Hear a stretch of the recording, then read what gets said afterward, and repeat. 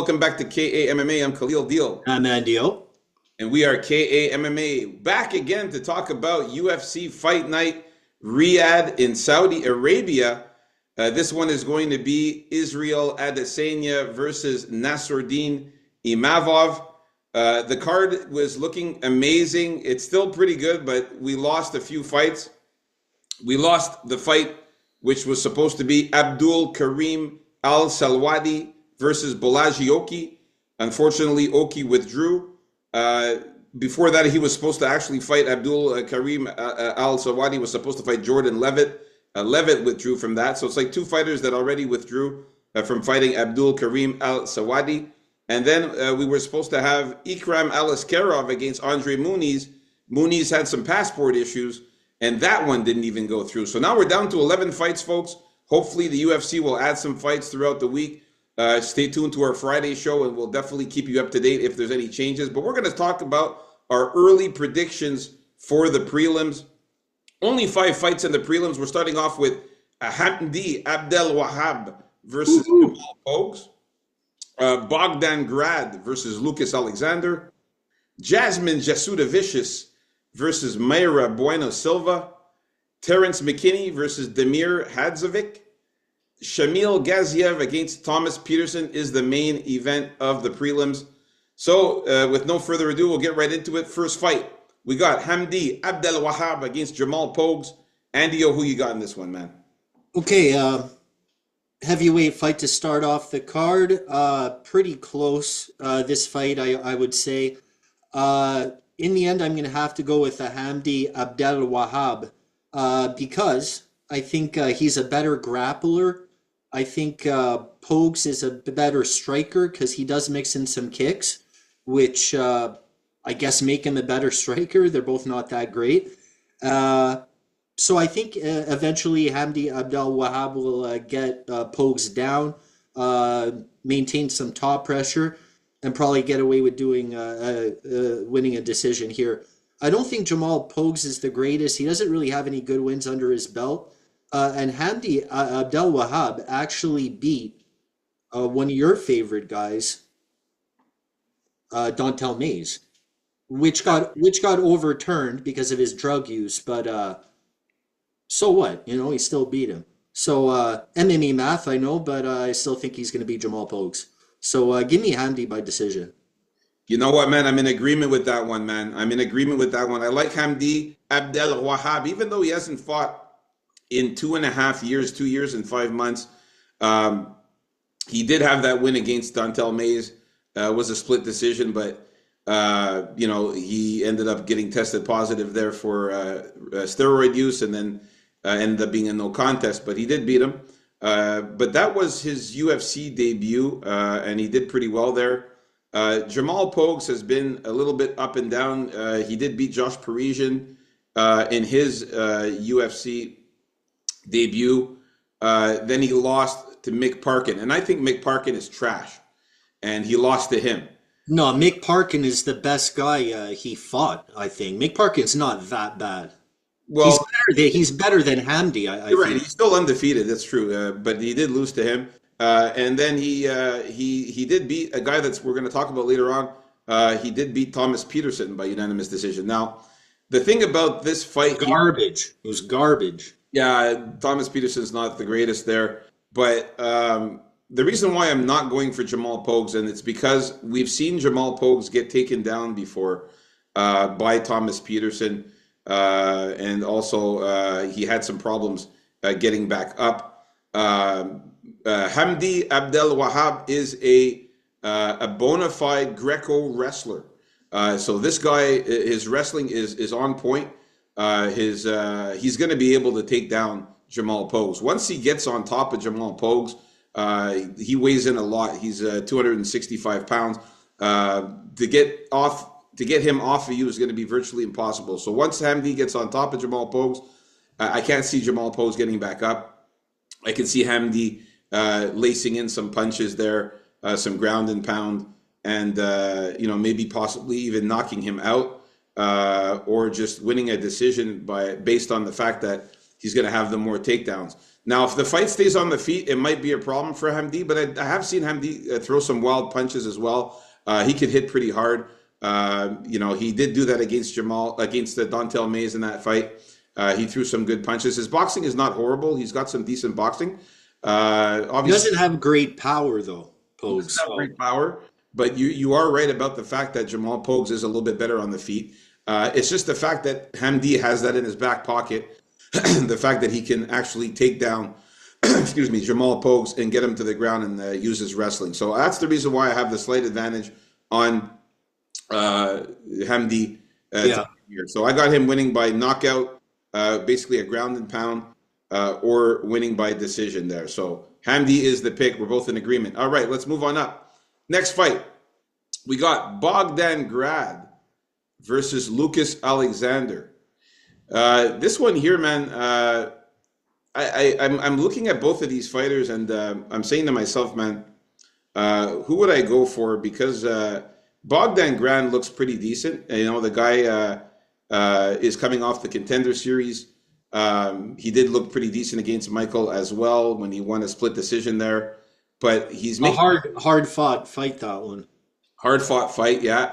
Also lost to Tom Nolan by knockout in the Contender Series as well. So he's going to be making his UFC debut here against the guy who's fought in the UFC, who's very skillful, in Lucas Alexander. Now, Lucas Alexander is going to have a 3-inch height advantage, so that's significant. Also, a 3-inch reach advantage as well. He has fought in the UFC already, Lucas Alexander, and he's fought some tough opponents. His UFC debut was against Joe Anderson Brito. You know what I mean? That was really, really a tough fight, and I think he was on short notice in that fight, if I'm not mistaken, against Brito. But he did lose to Brito in that fight.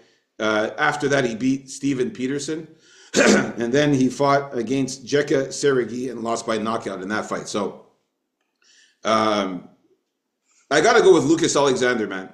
He's the dog in this one. You know how it is sometimes with these guys making their UFC debut all across the planet, all the way in Saudi Arabia, making his UFC debut there. It's gonna be a step up in competition here for Bogdan Grad, who's mostly a pretty decent striker.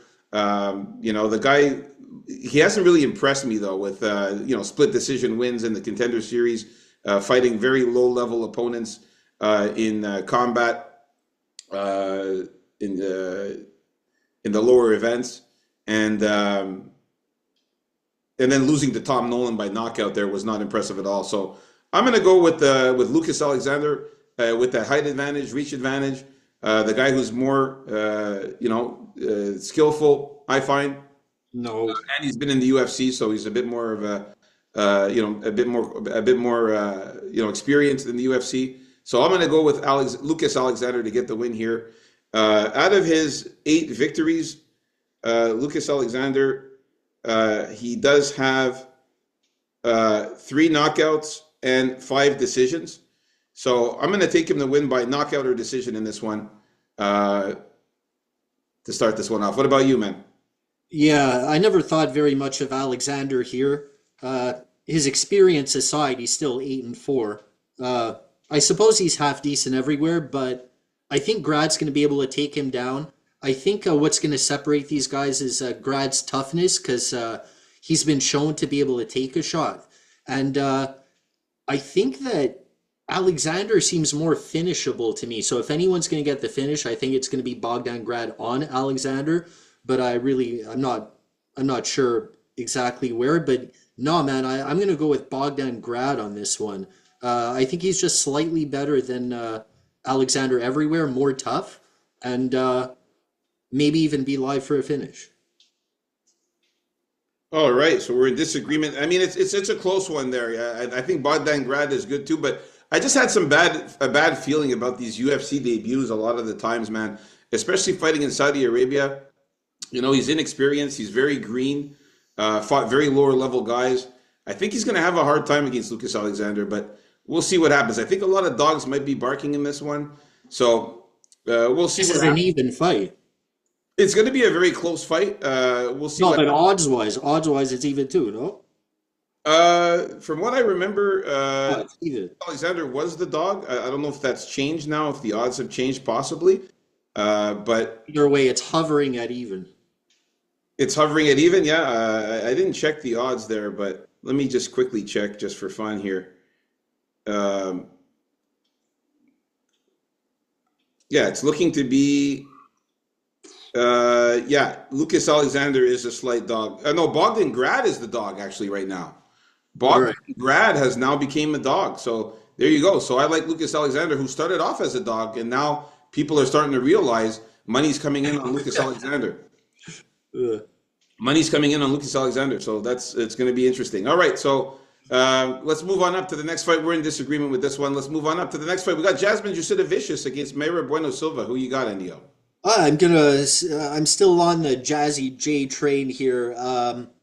Look, the reason I'm picking her, one of the main reasons here over Mara Bueno Silva is I feel that ever since Silva's been taken off her drugs, since she got caught there after her Holly Holm fight that got overturned because of that, she hasn't been the same, man. It's affected her. It's affected her cardio. And one thing that Jadovicius does well, man, is keep on that pressure. It doesn't look pretty. It doesn't look nice, but most of the time, she knows what she's there for, and she tries, and she follows the game plan. And I think if she takes those shots, if she stays careful in that first round, I think the pressure is going to be too much.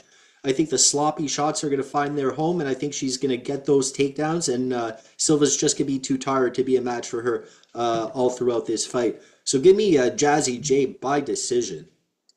Yeah, man, I'm a big fan of Jasmine Jasudavicius, man, from Canada, our home country here. Definitely like Jasmine. I'm not going to jump off the train just yet. I'm still sticking with Jasmine Jasudavicius here.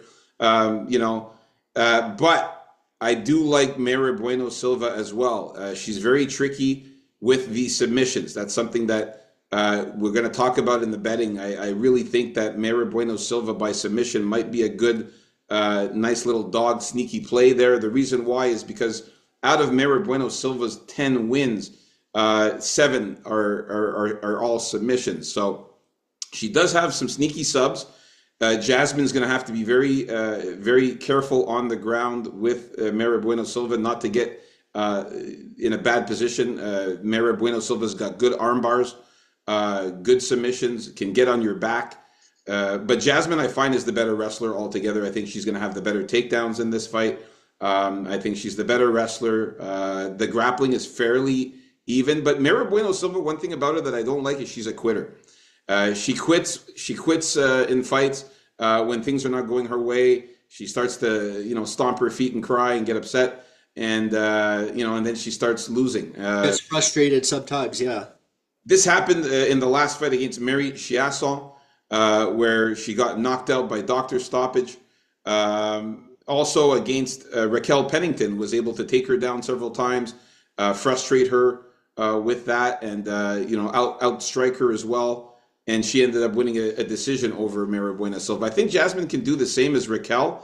Get the takedowns, land more punches, land more strikes. Jasmine's been looking good recently, winning against Ariana Lipski in the last fight. Which was a really good fight that she won by submission, where she got in that Darce choke. So her submission skills too are good. I don't think that on the ground she's going to let herself get subbed. I think she's very scrambly on the ground as well. Against Fatima Klein, she did well as well. I called that one. I had her winning in that one when everybody was going for Fatima Klein. And then also Priscilla Cachoeira catch a beating. She caught a beating by Jasmine, who subbed her as well in the Darce choke. So she's got good Darce chokes. And I don't see Mayra Bueno Silva being good on the feet either, to the point of being able to cause some problems for Jasmine. She does have more power, though, I would say. So she's got to be careful with those precise power shots that may find their way through. True. The only thing I'm worried about is Mayra Bueno Silva is coming down in weight in this one to fight in the flyweight. She's a bantamweight coming down to a flyweight now, so she's going to be a little bit stronger and heavier than Jasmine. So I'm worried about that, which is why I'm saying when it comes to the betting, it might be sneaky the submission play because I think Mara Bueno Silva could outpower Jasmine, but She Jasmine, may not even make weight. yeah, she might not even make weight. We have to look out for that because she is coming down in weight. So we'll see what happens. But the pick is going to be Jasmine Jasudavicius as well. I think she gets the win here by decision, possibly maybe even a knockout. I don't think she subs Mara Bueno Silva, but we've seen Mara Bueno Silva get knocked out before. And so I'm going to go with Jasmine by knockout or decision to get the win here. Nice. All right, so we're in agreement with that one. All right, let's move on up to the next fight. We got Terrence McKinney against Damir Hadzovic. For this one here, man, I got to go with my man, Terrence McKinney, man. I got to go with my man, Terrence McKinney. This guy's exciting to watch. He's fun. That's why he's in the UFC, man. I've always liked this guy. He's been explosive, very athletic. He's the thing about Terrence McKinney, though, is that he goes nuts in the first round. And if he gets to the second or third round, that's where he starts to slow down, starts to fuck up and have problems. So he's going to have to really try to be patient in this one and try to make this fight last a little longer, not go crazy in the first round like he normally does, and not go bananas and attack him with all kinds of, flying knees and strikes and spinning back fists and all kinds of crazy stuff that he does. But he's definitely explosive. I do see him as the better boxer than Damir Hadzovic. He's also got some very good submission skills too. He's definitely the better wrestler. Definitely the better wrestler. He's also super young at 30 years old compared to Damir, who is 38 years old. 8-year difference there. He's going to have a 1-inch height advantage, also a 3.5-inch reach advantage for Terrence McKinney, which I like to see. I know that he got knocked out brutally against Esteban Ribovics in his last fight. McKinney got knocked out very badly. It was a head kick there. It was pretty. Not the first time he got knocked out badly. It's not the first time, but prior to that, though, did have a knockout win against Brendan Moreau and against Mike Breeden. He did lose to Nazim Sadikov, and Ismail Bonfim was also really, really good. So he's losing to very good fighters. I don't see him losing to Damir here. Damir, he's a very, very slow fighter. He's got decent boxing, but he trots and plots forward. He's very slow movements. I think Terrence is going to be quicker and faster on the feet and land more punches and strikes. I think Damir, he's going to have to weather the storm and maybe try to win in later rounds, but I don't think it's going to happen. I think Terrence McKinney is going to put him out in the second round. I'm going to call a second round submission or knockout for Terrence McKinney in this one.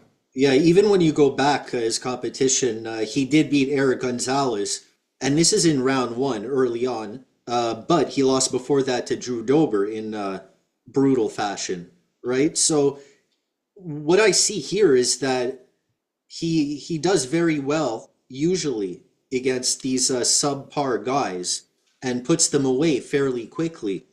And usually it's the better guys that put him away, usually a little later on, if not at the same time, if they're just both wild at the beginning.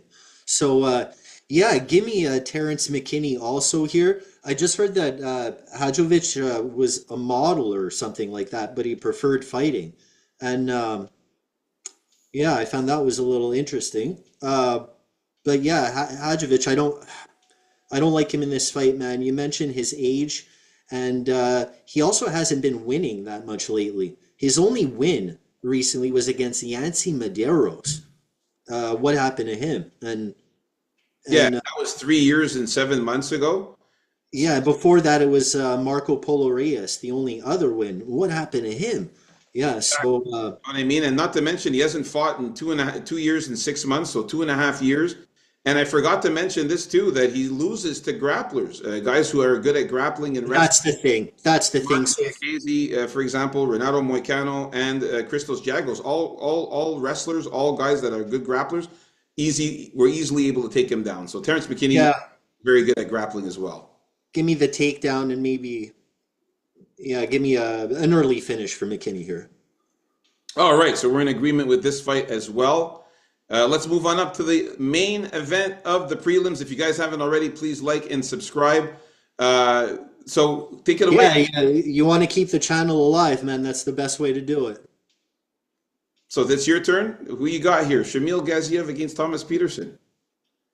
Uh, I have to go with Shamil here, man. I think he's just gonna plod his way in that classic Gaziev style.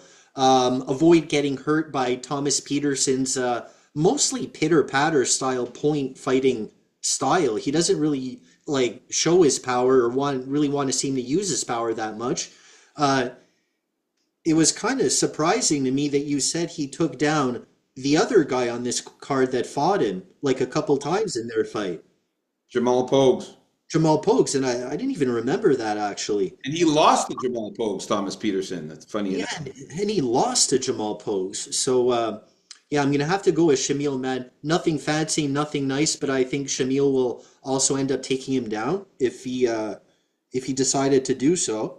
Uh, but yeah, just land some more shots and end up hurting him along the way.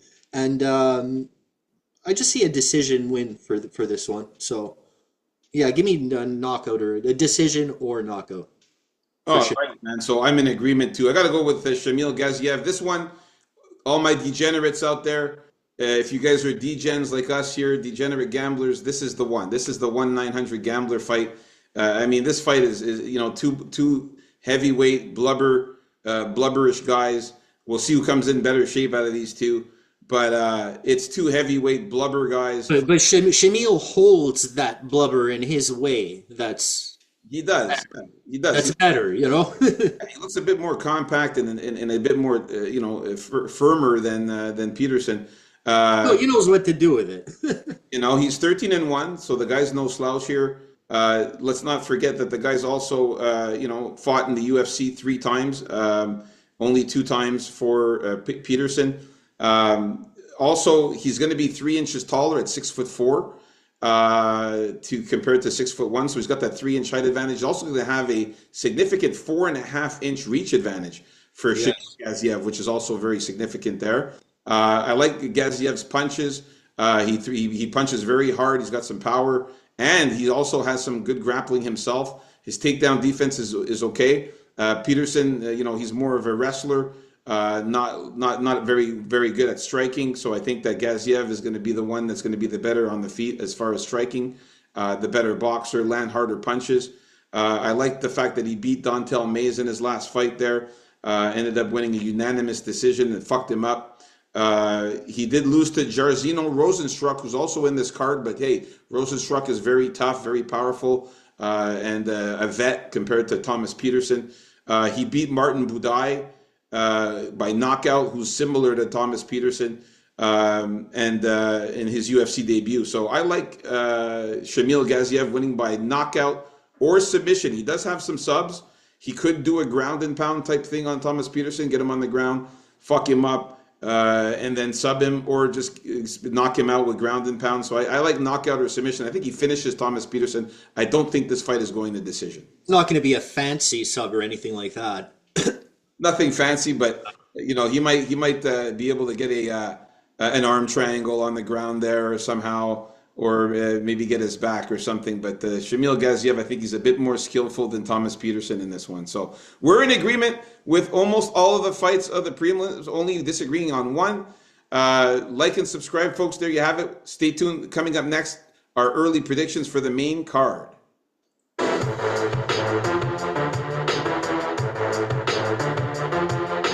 Peace out, folks. KAMMA.